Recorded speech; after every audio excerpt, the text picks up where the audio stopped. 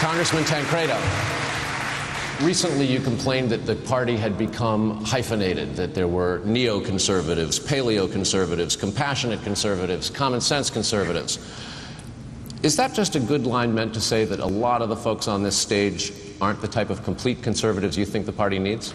Well, you know, one thing by being a bookend at every one of these debates, you get a chance to listen for a long time to everybody else talk about their positions on issues. And although every single person on this stage, certainly every one of my colleagues, I believe, brings something very unique, very special, and certainly enormous capabilities to this whole debate and to the office that they are seeking. But I must tell you, they also bring differences. And it is not, I think, a sin to discuss them. I don't believe it should be something that we hold back on when we talk to the American people about what it is that actually distinguishes us. And yes, I do think that there are organizations that should be looked at that actually rate people for their conservative history. And the American Taxpayers Union, for one, gives me the highest rating, gives me the American Conservative Union, highest rating of anybody running for President of the United States, an A rating from the National Right to Life, an A rating from every organization, every conservative organization that gives ratings to those of us who are here on this stage. Now, those are objective. There's somebody else that looks at us and says, how conservative are these people really? And we do notice is that in a primary, everybody in a Republican Party, everybody runs to the right. But as time goes on, they all move to the left, and that's why people are so cynical about this process. Congressman Tancredo, your health care plan seems intended to show how tough you would be on illegal immigration.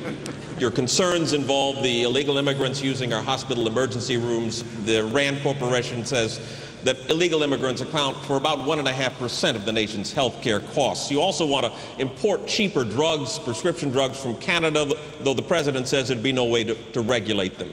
Where is your help for the nearly 50 million Americans who don't have health insurance? One of the most interesting parts of this debate about health care is the fact that we continually talk about the federal government's role in it. We should actually be debating that specific point, not what kind of government program. You know, Michael Moore went to Cuba not too long ago and wrote this documentary about the greatness of the system, how wonderful it was to be in Cuba and have a socialized medical system. You notice, however, that Michael Moore came back to the United States. Now, there's a reason that he did that. Of course, it's because we have the best system in the world. And why? It's because we do rely more on individuals than not. If you really and truly, it's a fascinating thing to think about this, that we have moved all the way to the point of simply debating what kind of federal plan we might have, rather than debating what's the constitutional right of the federal government to get involved in this particular issue. That's a challenge I think we all have to accept.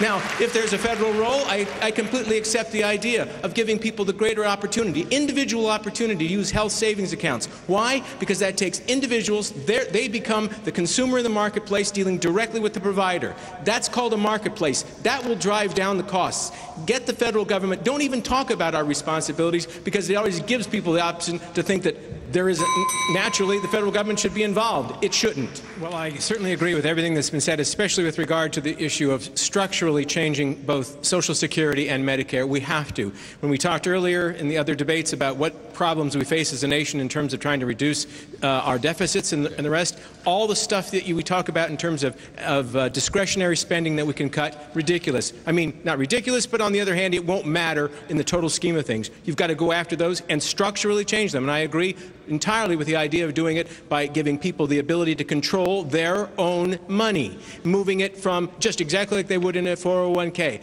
But let me add one more thing, and Mr. Mayor quipped something to me as we were during the break. Here's my chance, Mr. Mayor, to do what you were saying.